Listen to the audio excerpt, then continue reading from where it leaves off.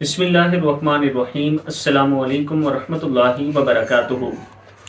آج ہم اپنے بچوں کو سکھائیں گے، مسجد اقصیٰ کے بارے میں سکھائیں گے اور بتائیں گے کہ مسجد اقصیٰ کی اہمیت کیا ہے اور کس وجہ سے مسلمان اس کو اتنی اہمیت دے رہے ہیں، اپنی جان اور مال سے زیادہ ہے۔ تو بچوں السلام علیکم۔ وعلیکم السلام۔ جی بچوں، آپ کو پتہ ہے کہ مسجد اقصیٰ کی اہمیت کیوں اتنی زیادہ ہے؟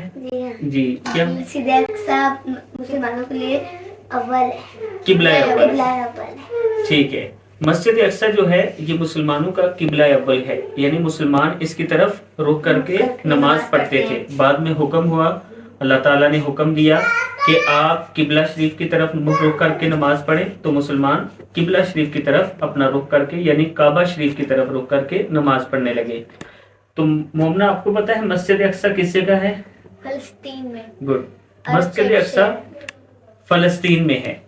اور زینب، آپ کو پتہ ہے کہ مسجد اقصیٰ کا ذکر قرآن مجید میں بھی ہے 15ویں سپارے میں۔ کون سے سپارے میں؟ قرآن مجید کا جو 15واں سپارہ ہے اس میں مسجد اقصیٰ کا ذکر ہے۔ مسجد اقصیٰ جو ہے یہ کتنی بڑی ہے؟ اس میں تقریباً 5000 لوگ ایک وقت میں نماز ادا کر سکتے ہیں۔ اس کے علاوہ اس کا سین بھی ہے باہر، یہ کافی کھلا سین باہر ہے اس کا۔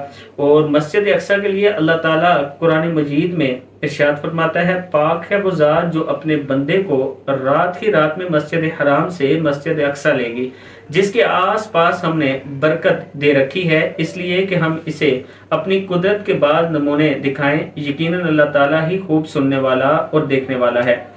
احادیث مبارک میں مسجد اقصیٰ کا ذکر ہے، اور سفر، اگر کسی مسجد کی طرف سفر کیا جائے تو 3 مقدس مقامات ہیں جن کا ثواب بہت زیادہ ہے۔ ایک ہے حرم شریف ہے، مسجد حرام ہے، مسجد نبوی ہے اور مسجد اقصیٰ ہے۔ یہ تینوں مسجدیں ہیں، ٹھیک ہے۔